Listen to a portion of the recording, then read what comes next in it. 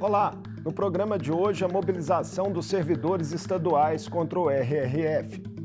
25 sindicatos se uniram para constituir uma frente mineira em defesa do serviço público e unificar pressões contra a possível adesão de Minas Gerais ao regime de recuperação fiscal com a União.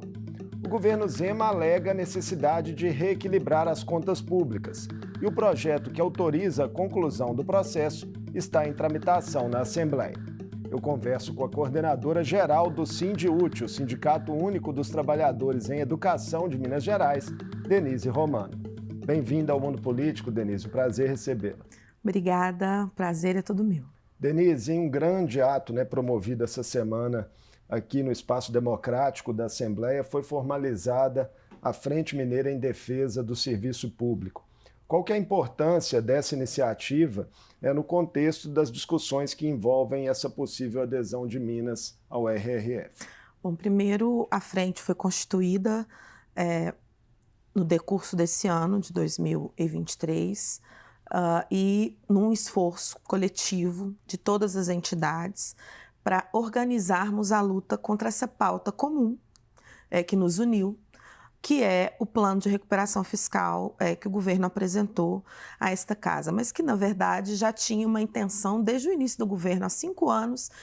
A gente fala sobre isso, as categorias são alertadas sobre os riscos da recuperação fiscal. Na própria campanha, primeira campanha eleitoral, o assunto era esse também. E agora nós estamos diante da iminência da votação desse plano de recuperação fiscal. Então, 24 entidades representativas do funcionalismo público estadual se uniram numa frente em defesa dos serviços públicos na luta contra o plano de recuperação fiscal. Denise, a amplitude dessa frente dá a ela um caráter assim inédito, consideradas as lutas históricas do funcionalismo em Minas, né? Acho que nunca teve uma união desse porte, né? Sem dúvida alguma, é uma iniciativa inédita, mas veja bem, não porque os sindicatos não conversavam entre si antes, não é isso. Cada um fazia sua pauta, cada um com as suas especificidades, cada um com a sua dinâmica, com a sua forma de organização, mas a frente é inédita porque nós temos uma pauta unificada, que é derrotar o plano de recuperação fiscal no plenário da Assembleia Legislativa, na votação de plenário. Então, o que tem de diferente nesse esforço das entidades é exatamente isso. A conjunção de todos esses sindicatos com o objetivo único de derrotar o plano de recuperação fiscal e escancarar para a sociedade mineira, através das nossas organizações, da nossa capilaridade em todo o Estado, que o plano de recuperação fiscal não recupera. O plano de recuperação fiscal é uma grande armadilha para o povo de Minas Gerais, porque ao final do plano, dos 9 anos, o Estado deverá mais à União do que deve agora. Então, essa iniciativa e esse é o objetivo da Frente em Defesa dos Serviços Públicos. Além desse aspecto, de um possível crescimento da dívida, quais são os principais temores e críticas objetivas dos servidores ao regime? Bom, primeiro, o que saltou e o que criou aí uma reação maior foi em relação ao congelamento de salários por 9 anos. Veja bem, nós temos categorias na rede estadual, funcionários públicos do Estado de Minas Gerais, que já estão há anos sem reajuste. Nós temos, por exemplo, setores do funcionalismo que não tiveram nenhuma recomposição nos anos do governo Zema.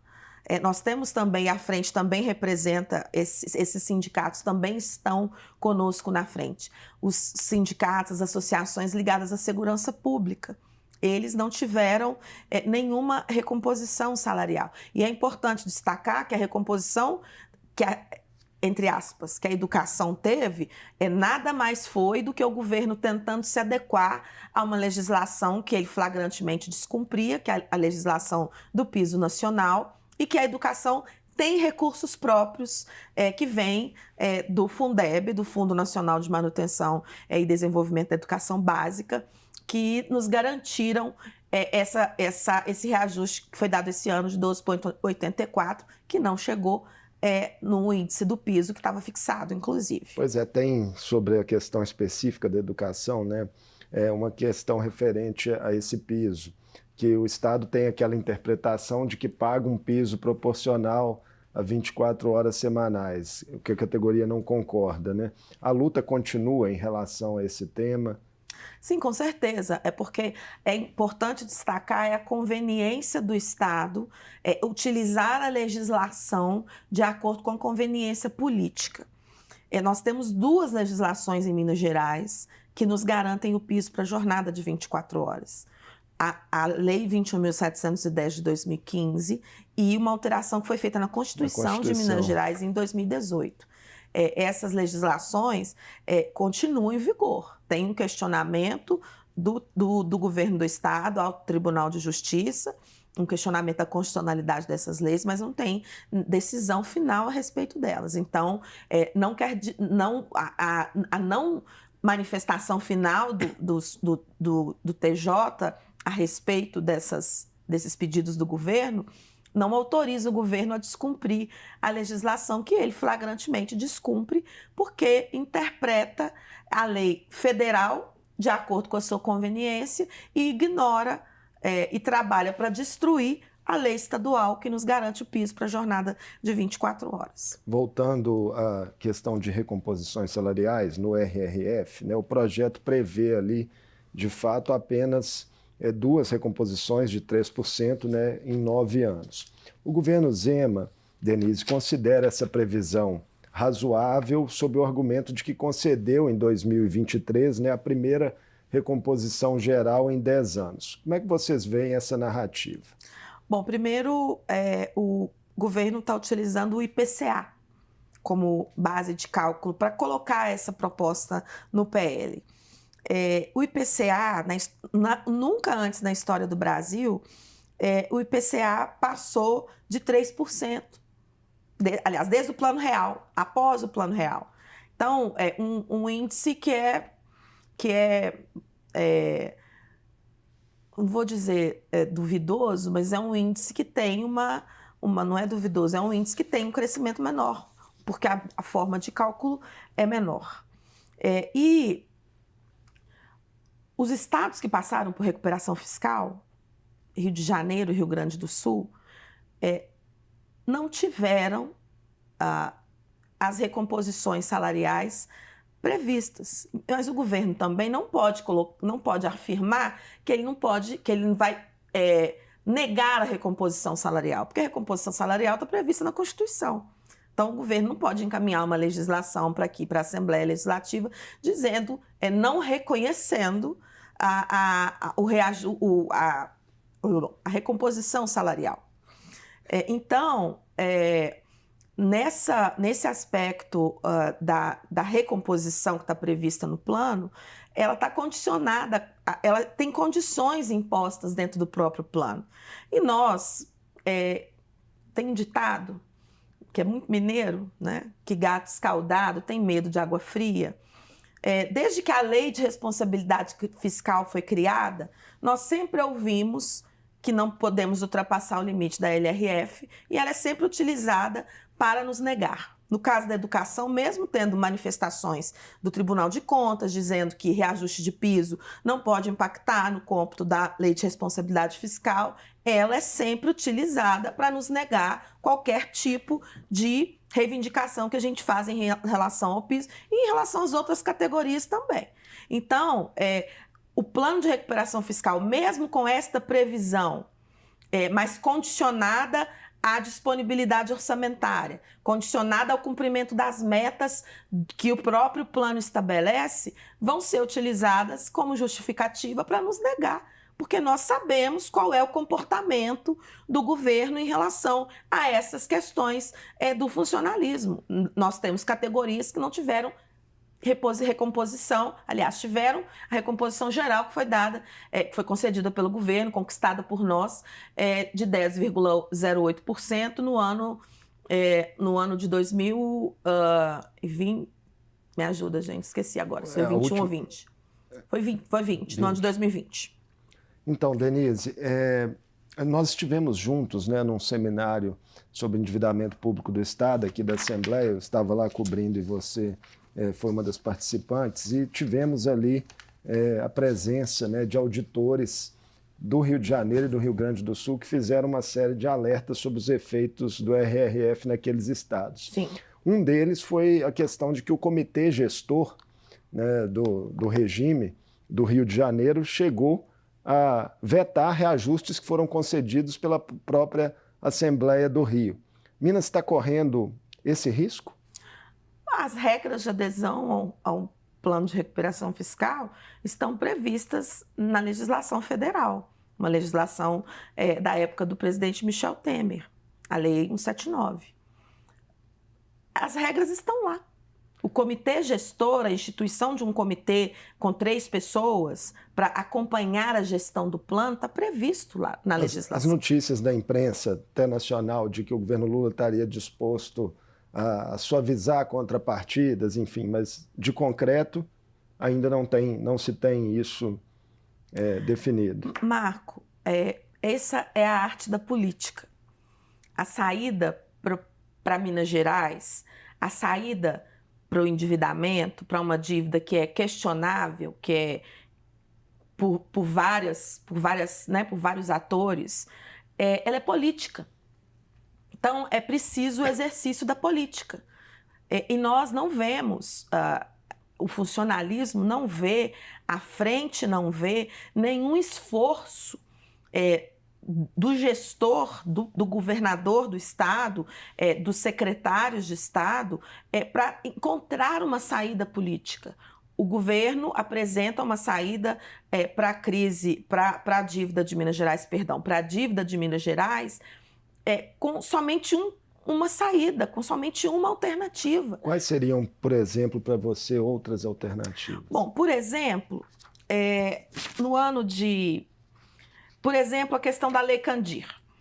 Por exemplo, o governo tinha para receber, por decisão judicial, um período que ele ficou sem receber os recursos de 96 a 2015. O volume que o Estado deveria pagar para Minas Gerais eram mais ou menos que o governo federal devia para Minas Gerais, 135 mais ou bilhões. menos 135 bilhões. 135 bilhões. A dívida, 167 bilhões. O governo fez um acordo, né, desses 135, 101 eram pertencentes ao governo, 101 bilhões e 25 milhões, e 33 bilhões,75 aos municípios. Em 2020, o governo Zema fez um acordo com o então presidente, com o governo federal, pelo STF, e foi homologado, sim, onde Minas abriu mão de receber o valor da dívida, celebrou um acordo para receber uma pequena quantia que foi parcelada até 2037. E o Estado abriu mão de bilhões de reais que poderiam ser utilizados para o encontro de contas da Lei Candir. Eu lembro que tinha uma proposta, inclusive, que estava sendo discutida por vários deputados, por várias entidades, que era necessário fazer esse encontro de contas. Mas o governo do Estado optou por celebrar esse acordo, que foi homologado, ok, mas um acordo que deixou Minas Gerais prejudicada na execução desse acordo. Quando você está em crise financeira, o discurso da quebradeira do Estado, você não abre mão de receitas. Mas será que há condições efetivas para se reviver esse debate sobre a Lei Candir, se reabrir ele do ponto de vista político? Nós tivemos um compartilhamento, né, de informações do Sejusmig, que é um sindicato que compõe a frente, e como os dirigentes, não como entidade, entraram com uma ação popular no STF, questionando e pedindo a nulidade do acordo, questionando os termos do acordo que foi feito. Então, é uma iniciativa, as outras entidades podem ingressar como interessados nessa ação, e nós estamos avaliando e procedendo já as ações para que isso aconteça, porque é importante para a gente debater isso, voltar a esse debate. E outra coisa que eu acrescento, o Estado, o discurso da quebradeira, da insolvência, da possibilidade de atraso de pagamentos e etc., ele é feito pelo Estado para o servidor. Você entende que é um blefe esse discurso? Por exemplo, os secretários, né, e o próprio vice-governador Matheus Simões, já em entrevistas recentes, chegaram a falar que não daria para garantir nem mesmo a continuidade do pagamento em dia dos salários, que haveria risco de voltar um parcelamento, que vigorou por 5 anos em Minas. Sim. É essa pergunta que a gente quer fazer. Por que o discurso da quebradeira e da chantagem de atraso de salário ou de parcelamento é feito conosco? Porque um governo que está em crise não pode abrir mão de receita. Um governo que está em crise não pode abrir mão de receber recursos. E nós temos visto o governo Zema reiteradas vezes abrindo mão. 2 exemplos básicos. Na educação. Projeto Mãos Dadas, que é um projeto de municipalização de matrículas que o Estado oferece, entrega as matrículas para o município, ele abre mão de receita do Fundeb quando ele entrega a matrícula, porque o aluno vai, o recurso vai junto. No caso da renúncia fiscal no Estado, os impostos que o Estado abre mão de receber das grandes empresas, só no período Zema, 5 anos, chega a 40 bilhões. E pelo projeto, que o Estado abriu mão de receber. Pelo projeto, essas renúncias, né, só passariam a cair em 2029, né? Quando o governador não for mais governador. É o que está no RRF. Sim. Tem um inflacionário, porque é uma regra, não do final, mas é uma regra do regime, da lei federal.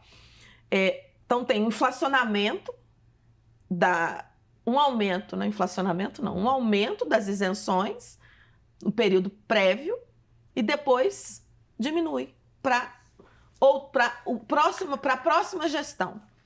Então, quem está em crise, e aí como eu sou professora, e a gente precisa dar exemplos que são práticos para as pessoas que estão nos assistindo, claro que os números, as informações técnicas, nós também temos obrigação de fazer e de saber e de estudar, mas ninguém vende a sua casa para pagar a juro do cartão de crédito, por exemplo. O Hugo deu um exemplo, o Hugo, nosso companheiro da frente também, já esteve aqui no programa, né? O Hugo do Simfaz Fisco, ele deu esse exemplo lá no dia da nossa assembleia conjunta. Você para de pagar a sua dívida do cartão de crédito por 5 anos, o banco te oferece isso. É isso, gente, plano de recuperação fiscal, em linhas gerais, é isto. Você vai ficar um tempo sem pagar ou pagar menos, mas os juros vão continuar incidindo sobre o valor da sua dívida. Então é isso que vai acontecer. Minas Gerais vai entrar no regime. O governo quer isso, né? O governo quer entrar num regime de recuperação fiscal devendo 167 bilhões e vai sair devendo 210 bilhões. E os estados que já aderiram já estão se manifestando dizendo que não tem condições de continuar pagando os juros do acordo que fizeram nos mesmos moldes. Se deu errado, por que é que Minas Gerais quer copiar o que deu errado em outros estados? Construir outra saída política, Denise, né, demandaria diálogo e negociação. E justamente esses 2 pontos, né, são alvos de muitas queixas por parte dos sindicatos em relação ao governo Zema. Reclamam que não há diálogo para além do RRF, né, de uma forma geral. Como é que você define a relação hoje entre o executivo e os servidores em comparação com gestões anteriores do Estado, por exemplo, do PT e do PSDB, que foram mais recentes? Bom, primeiro, o governo ele sempre diz que reúne conosco, e reúne mesmo. Reúne todo mês, a cada 2 meses com a CEPLAG, mas são reuniões que não têm objetivo, que não alcançam o seu objetivo. São reuniões que não têm encaminhamento, são reuniões em que não há mudança de posição do governo, porque processos de negociação política são assim, né? A gente coloca a posição com os sindicatos, a gente coloca a reivindicação, o governo coloca o que é possível e a gente encontra um meio termo. Isso nunca aconteceu nas negociações com o governo do Estado. Nunca aconteceu. Na oportunidade do reajuste de 10,06%, que nós estávamos em greve, foi no ano de 2021, aliás, 2022. Nós estávamos em greve no início do ano. O governo nunca mudou a proposta. Nunca. Nunca mudou a proposta. E quando ele não consegue resolver, e não é só com a educação que ele faz isso, quando ele não consegue resolver o conflito, ele vai ao Poder Judiciário. Nós conseguimos aquele reajuste 33,24, aprovado na Assembleia, o governador vetou, a Assembleia derrubou o veto, a Assembleia sancionou e o governo fez o quê? Recorreu ao STF, porque não conseguiu resolver o conflito aqui no estado de Minas Gerais. Então, a relação é essa, são relações desrespeitosas, em muitas vezes, e são relações que os sindicatos são criminalizados através de processos judiciais e que não têm efetividade, que é outro exemplo. Os companheiros eu não estou aqui em nome somente do Sindiúti, né? Então, obviamente, eu tenho que falar dos outros companheiros. Os companheiros do meio ambiente têm um acordo homologado no TJ. Há bastante tempo, nunca cumpriu. Uma demanda bem antiga desses servidores. Servidores da UENG têm uma série de demandas e o governo nunca cumpriu, nunca atendeu. Né? Um professor do ensino superior tem um vencimento básico menor do que o professor da educação básica. É para as pessoas compreenderem isso. Então, é um governo que dá muitos sinais trocados, né? E nos acusa de mentirmos a respeito disso. Nós lemos o plano, nós entendemos o que significa o plano e qualquer coisa que estiver fora do que prevê a Lei 179 e nas entrelinhas do plano, tudo isso está embutido, não é o plano. Denise, embora não esteja ali no RRF, né, o governo vem defendendo também com muito afinco as privatizações da Copasa, da CEMIG e da Codemig.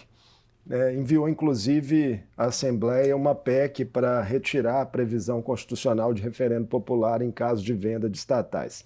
A Frente Mineira, né, constituída em defesa do serviço público, também vai se posicionar contra essa matéria, né, que ainda hoje está paralisada na Assembleia, mas pode ser que caminhe mais para frente. Sim,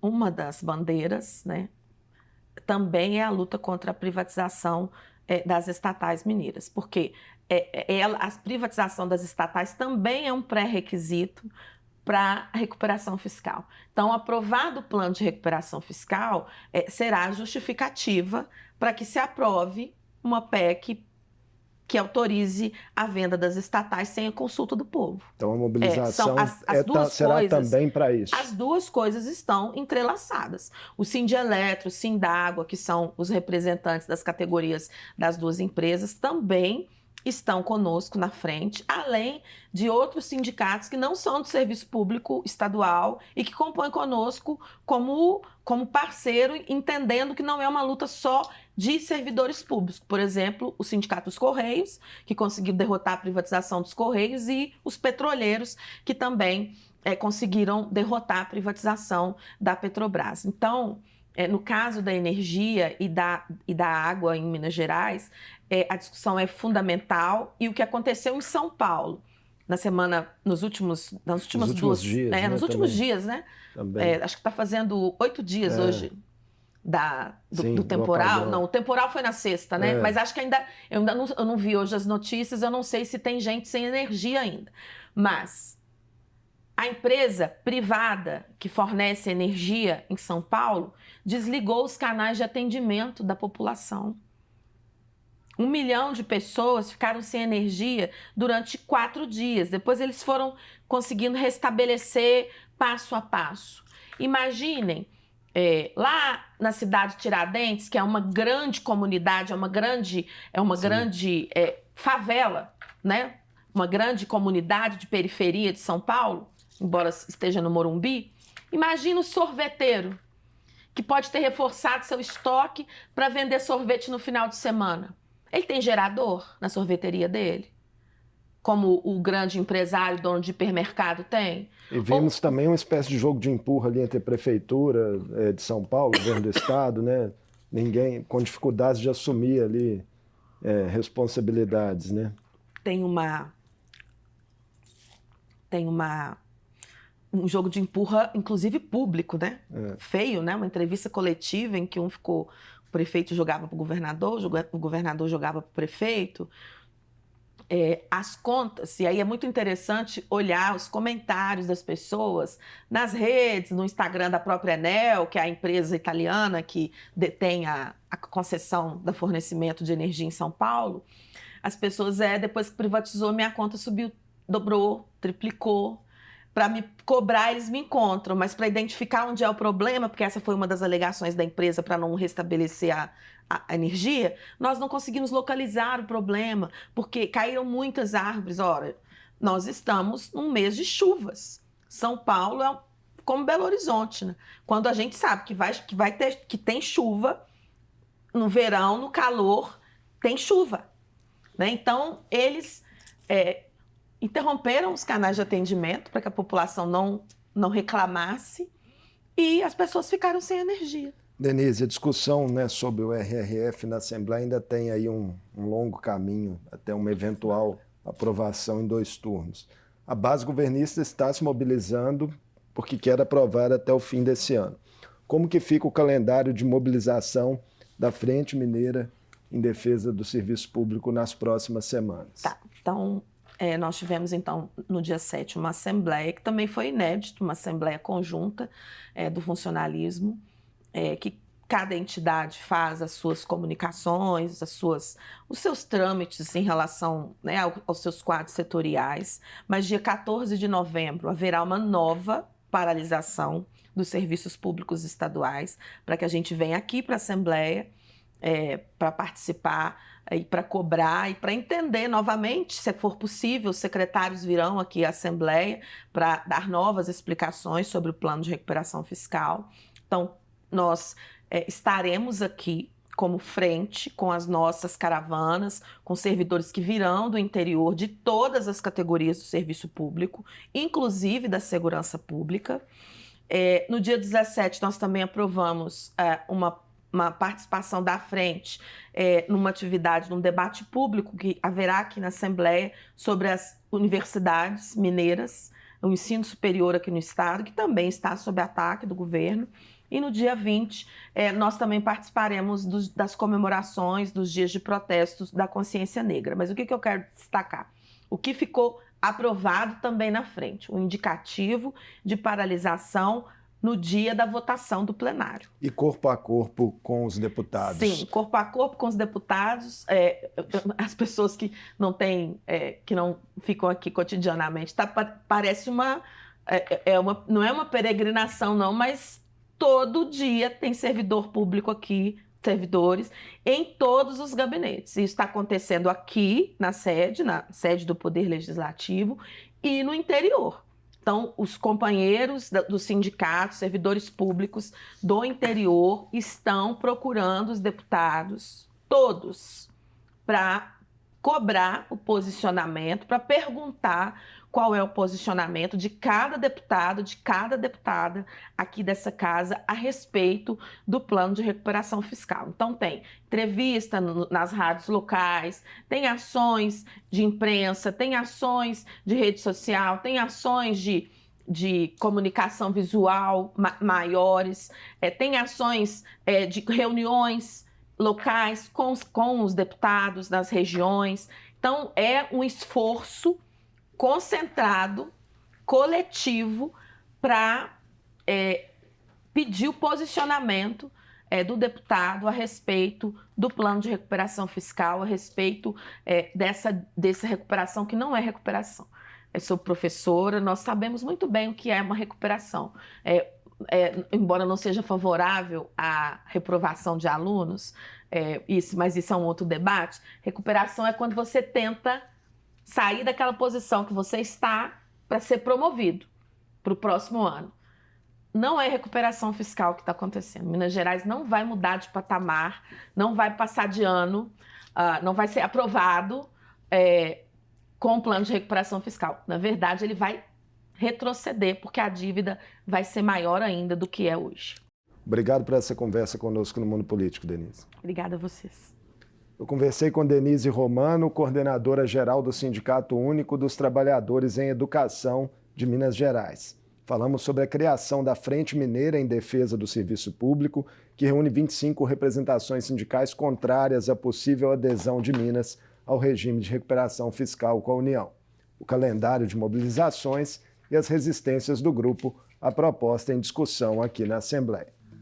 O Mundo Político fica por aqui. Obrigado por nos acompanhar e até o próximo programa.